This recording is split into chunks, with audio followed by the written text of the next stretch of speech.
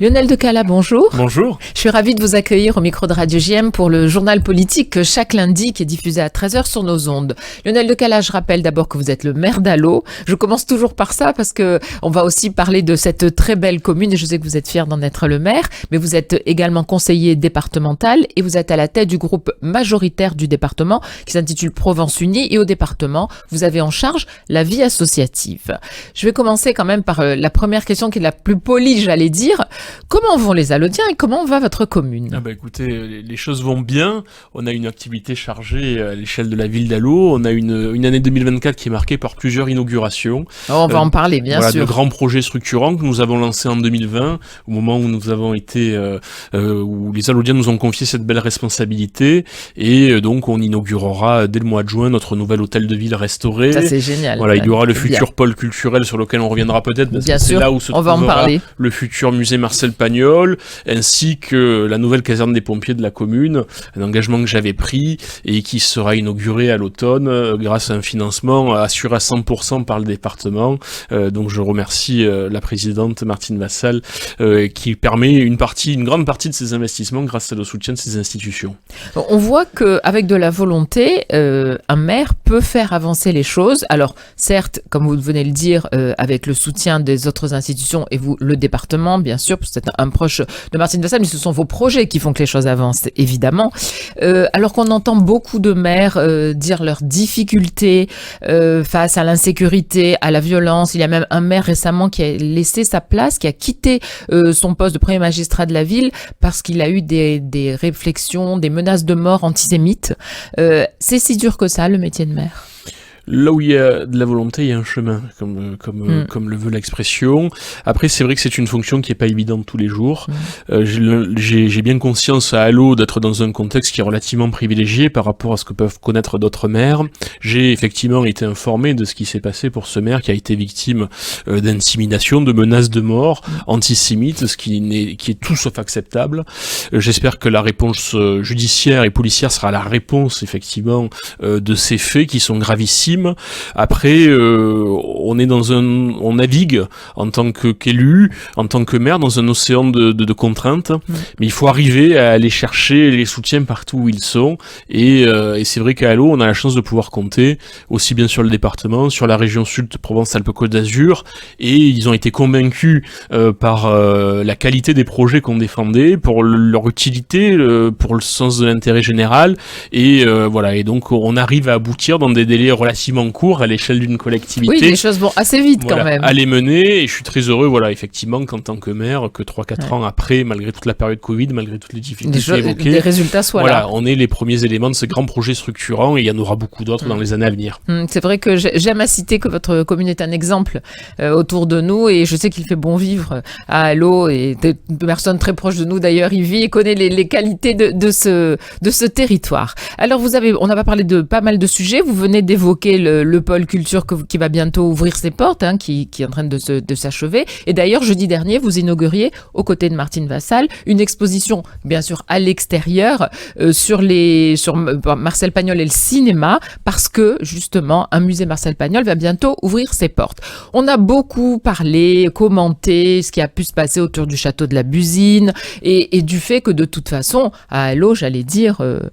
Marcel Pagnol est chez lui. Comment ce projet s'est monté ? Comment vous êtes arrivé, en fin de compte, à ce très beau projet qui va faire de votre ville une capitale de visite de tous les amoureux de Marcel Pagnol ? Tout à fait, on est très heureux qu'Allaux puisse être la capitale Marcel Pagnol. À partir de 2026, ça sera le cas avec l'ouverture de ce futur musée. Ce projet culturel, nous l'avons mené en 2 temps. Moi, j'ai eu des rencontres et des échanges avec Nicolas Pagnol dès 2019, donc avant même l'élection municipale de 2020 qui m'a porté en responsabilité. Je lui ai dès le lendemain de l'élection, présenter ce lieu, qui est le site de l'ancienne usine électrique de la ville d'Allaux, qui se trouve à 200 mètres du centre historique de la commune. Magnifique lieu. Donc c'était un foncier qui était déjà occupé, vous n'avez absolument pas pris de foncier en plus, c'est ça qui est bien aussi. C'est un projet, on bâtit sur l'existant. Voilà, et on a même restauré, ça a servi de restauration du patrimoine, parce que cette usine électrique était plus en état de marche depuis la fin des années 60, donc il a fallu entièrement la rénover. Les travaux vont s'achever en juin. On domine depuis ce site de l'usine électrique l'ensemble de la ville de Marseille, on voit jusqu'à la mer, et derrière, en toile de fond, on a ces collines que Marcel Pagnol avait su magnifier à travers Absolument. ses œuvres. Et donc, quand Nicolas Pagnol a découvert ce lieu, il a été immédiatement convaincu et sous le charme. Il m'a dit, allez, on va mener ce projet-là. Il attendait, lui, depuis au moins une dizaine d'années à ce qu'il puisse se réaliser. Et très rapidement, on s'est mis au travail. Et donc là, il va s'ouvrir en 2 temps. On aura tout un pôle culturel qui va ouvrir là en septembre à Allo, où on aura une médiathèque, des espaces d'exposition temporaire, un espace de coworking, la maison du tourisme. Et en 2026, au premier étage de cette usine, sur 1200 mètres carrés, ce futur musée qui fera d'Allo la capitale de l'héritage culturel de Marcel Pagnol. On en est très fiers. Vous savez déjà ce qui va composer ce musée? Ce sont je présume, des objets qui ont fait partie de la vie de Marcel Pagnol, mais il y aura aussi la possibilité de découvrir son œuvre, qu'elle soit, parce que il faut quand même le dire qu'il a connu le succès avec le théâtre. Hein. Oui. Avant, il a eu 3 vies, le théâtre, le cinéma et ensuite la littérature. On aura cette possibilité de découvrir ces 3 étapes? Tout à fait. On va retracer l'entièreté de sa vie qui a été particulièrement riche. Pourquoi on a fait ça jeudi avec Martine Vassal, Nicolas Pagnol et beaucoup d'autres? C'est parce qu'effectivement, cette année est le 50e anniversaire de la disparition de cet auteur mondialement connu qui fait rayonner la Provence dans le monde entier. Et donc, on lui doit cet hommage. Et donc, on reviendra naturellement sur son parcours de dramaturge, de grands écrivains, de producteurs de cinéma aussi. Formidable. Et donc, dès aujourd'hui, avant même l'ouverture du musée, on peut découvrir dans les rues d'Allo une exposition en plein air qui revient sur tous les films, toute son œuvre cinématographique, et dont certains ont été tournés à Allo parce qu'il avait un lien intime qui le reliait à la commune. À la Bastille de Neuve, où il passait ses vacances enfants, se trouve sur le territoire d'Allo, à proximité de la Treille, mais on est sur le territoire d'Allo. Les fameuses collines, les parties de chasse avec l'oncle Jules, les parties de rire ou de pleurs ou de larmes avec Lily des Bellons, ça se passait dans les collines d'Allo. Ça a été aussi un lieu de tournage, et il a tourné en plein village sur le cours du 11 novembre, etc. Enfin voilà, il y a beaucoup de choses qui le rattachent à Allo. Il faut savoir pour la petite histoire, voilà, effectivement, que cette usine électrique qui va désormais servir de pôle culturel, de musée, elle alimentait à l'époque en électricité le réseau de tramway marseillais qu'empruntait la famille Pagnol pour aller se rendre dans la maison de vacances. On voit ça dans ses œuvres, dans La gloire de mon père, Le château de ma mère, les adaptations cinématographiques qui en ont été faites. Et donc voilà, il y a un lien, il y a une histoire, et on est très heureux de recevoir cet héritage culturel à Allo, là où d'autres ont fait le choix malheureusement de chasser cet héritage du château de la Bugine qui était le château de ma mère, ce qui est difficilement compréhensible. Mais bon, quelque part on regrette effectivement quelque chose malheur est bon. Voilà, effectivement, mais quelque part ça vient renforcer notre projet de musée, donc on s'en satisfait malgré tout. Absolument, et puis c'est vrai que le lien de Marcel Pagnol avec notre territoire est extrêmement fort. Le cinéma, et justement il y a tous les films qui ont été, certains ont été restaurés, il y a encore beaucoup à faire, hein, comme le raconte toujours Nicolas Pagnol, mais c'est vrai que c'est un très beau projet et on a hâte de découvrir ce lieu. On va changer complètement de sujet, puisque il y a quelques jours à peine, vous étiez en Arménie, vous avez accompagné la présidente du département Martine Vassal lors de ce voyage. Alors, est-ce que c'était votre premier voyage en Arménie, Lionel de Cala? Oui, c'était effectivement une première, un déplacement d'une grande intensité. 4 jours, hein, vous êtes quand même resté 4 jours, donc il y a beaucoup vous avez pu faire pas mal de rencontres. C'est ça, exactement, énormément de rencontres, de visites, un territoire qui fait face à de multiples difficultés, hein, les conflits récents avec la Turquie, avec l'Azerbaïdjan, hein, qui sont toujours en cours, des problématiques que ce pays a eu relevées de tout temps, hein, depuis le génocide des Arméniens, le premier génocide du XXe siècle en 1915, les tremblements de terre de 88, voilà, beaucoup de difficultés, mais c'est un pays où malgré tout il y a de l'espoir, il y a une jeunesse qui étudie, qui aide et qui est prête à relever tous ces défis, et je pense qu'il faut les aider autant que l'on peut. Ils vouent encore un culte à des grands personnages qui a beaucoup mis la lumière sur ce qui se passait en Arménie, qui est un conflit qui est souvent oublié. Absolument. Dans le monde, et donc notamment Charles Aznavour, hein, pour ne citer que lui. La chanson Arménie, justement, suite au tremblement de terre. Exactement, qui résonne encore. On célébrera le 24 avril les commémorations de ce génocide. Et le but de cette délégation menée par Martine Vassal, c'était aussi une délégation de chefs d'entreprise.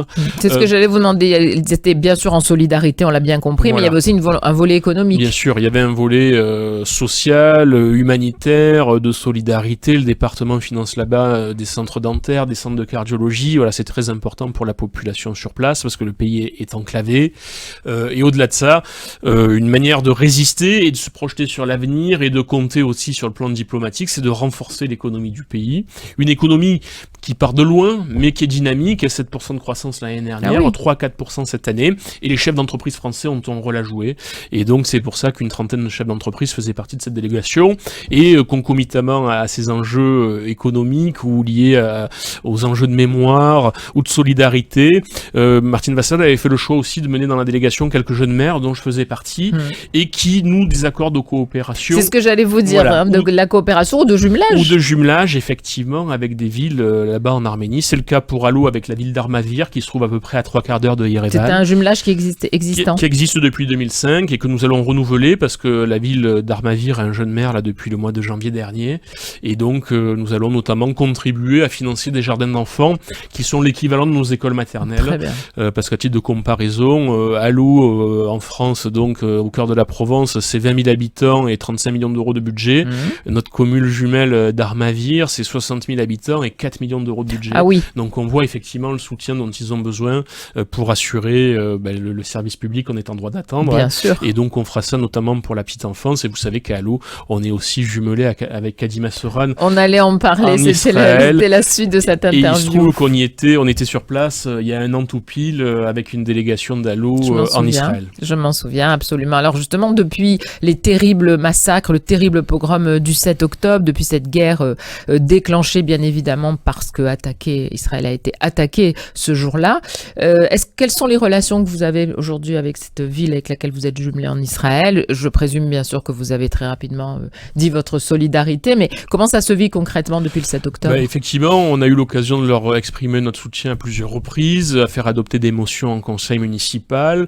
On est allé plus loin que ça parce qu'on a aussi subventionné à travers le comité de jumelage et nos associations sœurs entre Allo et Kadima Soran, des choses très concrètes. On a équipé, on a subventionné des équipements gilets pare-balles parce qu'il faut savoir que la réalité, c'est qu'il y a encore des habitants de la commune qui tous les soirs patrouillent. Géographiquement, elle se trouve où, elle se cette trouve commune? dans la banlieue de Tel Aviv. Après de Tel Aviv, d'accord. Et donc voilà, on les aide autant qu'on le peut. Ma première adjointe, Joëlle Mizrahi, vit une grande partie de l'année sur place. Elle tenait, compte tenu de ses difficultés, à être auprès de sa famille et naturellement on la soutient. Je suis en relation aussi avec le président de notre communauté à Allo, monsieur Yves Lévy, qui est là aussi en soutien. Et voilà, on les aide autant qu'on peut. Il y a un soutien moral, mais aussi, c'est très important le soutien moral, vous savez. Un soutien financier qui est certainement très largement insuffisant, mais qui est important symboliquement pour nous. Mais le soutien moral est extrêmement important. Vous savez, aujourd'hui, Israël compte ses amis. Oui. Donc, quand on en a, on en est absolument ravis. C'est important de le mettre en avant. Mais vous avez toujours eu, depuis que vous êtes en charge de cette commune, vous avez toujours eu cette volonté de garder des liens forts. Vous avez reçu des personnes venues de cette petite ville d'Israël pour tenter de continuer à organiser ce réel jumelage, donc ce réel partenariat. Justement, ce soir débutent les fêtes de Pâques, les fêtes de Pessah, la Pâques juive. Dès ce soir, comme vous l'avez dit, vous avez une communauté à Allo assez vivace et active et dynamique et qui, je le sais, a de réels liens sincères avec vous, même personnellement. Donc, en ces moments difficiles, est-ce qu'à Allo aussi, il vous faut penser la sécurité différemment pour cette communauté et pour cette synagogue que vous accueillez? Oui. Alors, c'est sûr qu'on a une vigilance particulière. Après, les choses sont bien faites. Voilà, je touche du bois, il n'y a jamais eu de problème particulier au sein de notre synagogue ou à proximité. Mais pas de menace particulière, voilà. En tout cas. Je garde effectivement un souvenir qu'on aimerait oublier au lendemain des attentats. Effectivement, des fois de militaires en armes devant cette synagogue. Là, aujourd'hui, ce n'est plus le cas, mais on garde quand même une vigilance particulière en lien avec la police nationale et la police municipale qui veille à la sécurité, effectivement. Sur tout le territoire. De tous les lieux de culte. Mais c'est vrai que le lendemain de l'attaque de l'Iran sur Israël, c'est-à-dire le samedi soir dernier, donc il y a presque 8 jours maintenant, il y a 8 jours, le ministre de l'Intérieur, M. Darmanin, avait demandé à ce que soit renforcée la sécurité sur les lieux de culte et les écoles. Donc les écoles sont fermées puisque ce sont les fêtes juives, vous n'accueillez pas d'école juive sur votre territoire. En revanche, vous avez une synagogue, donc c'est véritablement l'État qui renforce bien sûr sa sécurité, mais c'est vrai que ce sont des moments toujours un petit peu difficiles face à la menace terroriste générale sur notre territoire. Hein. Ce n'est pas que la communauté juive qui est menacée, rappelons-le, et aussi en ces temps qui sont un petit peu difficiles en ce moment pour la communauté juive. Vous le savez, l'antisémitisme ne fait que gronder à nos portes. Ça se passe plutôt bien sur votre territoire? Oui, heureusement, on y veille. Je dis, au-delà de la police nationale, nos effectifs de police municipale sont là en cas de besoin, et on veille à ce que les choses se passent bien, dans un climat le plus apaisé possible, même si on a bien conscience des réalités qui peuvent se dérouler ailleurs sur le territoire et de l'état de tension que génère la situation internationale, ce qu'on ne peut que regretter. Bien sûr. Si vous aviez une baguette magique aujourd'hui, Lionel de Cala, pour votre territoire, pour Allo, bien sûr, pas personnellement, qu'est-ce qui manque à Allo pour que vous soyez totalement heureux de ce mandat, pour que vous y soyez vraiment arrivé? Vous l'avez dit, tout ce que vous avez proposé, vous le faites.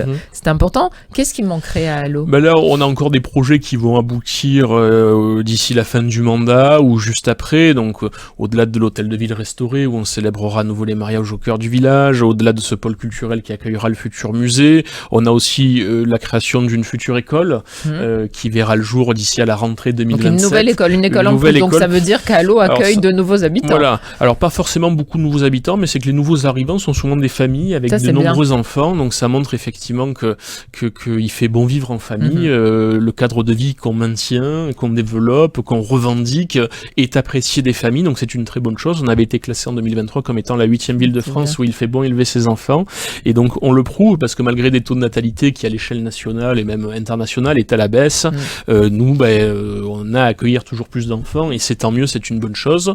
Donc on a cette école, on a aussi un enjeu de sécurité, on n'est pas très loin de Marseille, de certains quartiers difficiles, donc on tient à préserver un niveau de sécurité le plus optimisé possible, et donc on inaugurera, je l'espère là aussi d'ici 2027, un hôtel de police municipale pour donner à notre police municipale les moyens de travailler dans les meilleures conditions. Depuis que je suis élu en 2020 avec Patrick Minéo et l'équipe municipale, on a doublé les effectifs, et donc au-delà des équipements qu'on leur apporte, il leur fallait des locaux à la hauteur de leur engagement, et donc c'est ce qu'on s'emploie à faire, et donc si tout va bien, d'ici 2-3 ans, on aura ce nouvel outil au service d'une plus grande sécurité à l'échelle de la commune d'Allo. Lionel de Cala, pour terminer ce journal, je vous propose, puisque vous en avez l'occasion, vous pouvez vous adresser à l'ensemble des Allodiens qui sont de confession juive, et puis à notre communauté juive en général. Si vous voulez vous présenter, puisque on se souhaite évidemment bonne fête ce soir, hein, on dit bonne fête de Pessah, Rak Sameach, vous savez, c'est cette sortie d'Égypte qui symbolise cette fête de Pessah, et on aimerait vraiment que ça soit symboliquement cette sortie d'un conflit, de cette difficulté aujourd'hui qu'Israël a prouvé la légitimité de son combat, si tant est qu'il faille le prouver, nous en sommes convaincus. Donc je vous laisse présenter vos vœux pour les vraies fêtes, évidemment. Je souhaite naturellement de bonnes fêtes de Pessah à l'ensemble de la communauté. On va essayer de faire en sorte que le cœur soit un peu plus léger pour ces prochains jours. Je pense que la communauté en a bien besoin, et en même temps sans oublier les réalités du monde d'aujourd'hui, de ce que nos concitoyens peuvent vivre ici sur le territoire national, et ce qui se passe en Israël, effectivement, où un peuple demande juste à pouvoir vivre en paix et en sécurité chez elle, et je pense que c'est la moindre des choses que de pouvoir le revendiquer, et en tout cas à ma petite échelle, et je pense qu'on est de nombreux élus républicains à le souhaiter, on fera tout pour que ce soit le cas et pour aider ce peuple frère. Merci beaucoup Lionel de Cala, que cette sortie d'Égypte soit la sortie pour les otages de ce terrible territoire de Gaza, qu'ils puissent rentrer chez eux. Merci beaucoup et à très bientôt. Merci, à très bientôt.